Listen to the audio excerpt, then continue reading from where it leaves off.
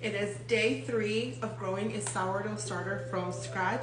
This is what it looks like today. There's some bubbles going around. It didn't rise that much. It went just above this black line, which is totally normal. It's gonna go through stages of it's gonna rise. It might even double in size, but then the next day it's gonna be completely flat, and that's normal.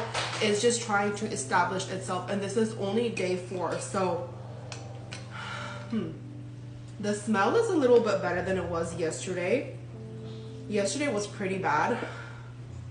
It still has like that weird lingering smell, but that's normal, so we're just gonna leave it. You can go ahead and stir your starter.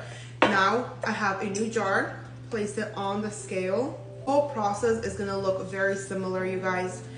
We're discarding and feeding every single day until your sourdough starter is established. The process of growing a starter is not that complicated. Okay, so to a clean jar, go ahead and transfer 25 grams of starter, but I wanted to show you what it looks like first.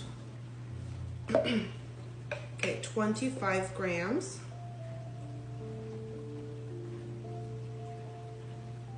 So now I'm gonna zero out my scale, and I'm going to add 50 grams of water. It's really important to keep your starter in a warm environment. When I woke up this morning, around 9 o'clock, I looked at my starter. It didn't look like much was happening, not a lot of bubbles. So what I did is I put it outside where it's really warm right now. It's about 85 degrees outside, and the starter started to become more active. So sourdough starters really need warmth. Right now, our AC are blowing, it's hot outside, and especially if you have like countertops, like granite countertops in your home, they're really cold. So if you're keeping your sourdough starter at room temperature on your countertop, it's gonna keep it pretty cold. So either grab a towel and put it on it, or keep it in a warm area. Keep it on your windowsill, away from AC. You can even turn on your oven on the lowest setting for 5 minutes, turn your oven off, and then place your sourdough starter on a towel inside the oven, or you can just leave your oven off and turn on the light. That's gonna help to warm up your sourdough. Warm is really important for the bacteria to grow. As we all know, bacteria grows in warm areas. So if you're struggling with your sourdough starter, try keeping it in a warmer area. Okay, now I'm gonna mix the starter and the water together. And now add 50 grams of flour. I'm using unbleached King Arthur flour. It is the best for sourdough starter. I have tried a lot of different flours. For some reason, my starter personally, it does the best on it. If you're struggling with your sourdough starters, try using the unbleached bread flour. It is really good for your starters. And don't worry about being super accurate. Like right now I have 52 grams of flour. I'm not gonna take some out, I'm just gonna leave it. It is okay. Now just give it a really good mix until there's no streaks of dry flour left. Pay attention to how your starters are smelling. If you are on a sourdough journey, and let's say you're a month into it and your sourdough starter is still acting funny, or it's not rising correctly, first of all, feed it often. Keep it on your countertop or keep it at room temperature, and feed it every 24 hours. Once it rises, if it's taking a very long time to rise, put it in a warmer area. I promise that's gonna work. If you're using all-purpose flour, stop using all-purpose flour.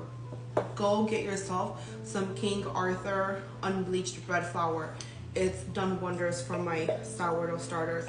If it might be your water, like I'm using mountain water. I'm not using water from my fridge, even though it's filtered. I live in the city right now, and there's traces of chlorine in there. Chlorine is going to mess with the bacteria in your starter. So go get yourself some mountain water if you're struggling with it. If you're using the correct water and the correct flour and it's still not working, add a few tablespoons of this flour. Whenever my starter is not doing well, I add like 3 tablespoons of it, and it really helps the starter. This has different minerals and vitamins versus like the bread flour, so go ahead and do that if you're still struggling. You're only kill your sourdough starter if you're growing mold on it, and mold is gonna look orange-ish, reddish tints because it's not rising properly. It does not mean it's dead. It just means it's a little bit weakened and you need to work a little bit to make it stronger. Okay, now I'm gonna push everything down. Grab your lid, loosely cover it. Keep this at room temperature for 24 hours. You want to feed this every 24 hours. Discard feed until it is healthy and established. And look, we just fed it, and I don't know if you can see, but there's tiny bubbles forming already. That means there's plenty of bacteria present in here and it's doing exactly what it needs to do. I hope this helped. If you have any questions, don't be afraid to comment them down below. Make sure that you're following. I have lots of sourdough tips on my page. Thank you guys for watching. Have a great day.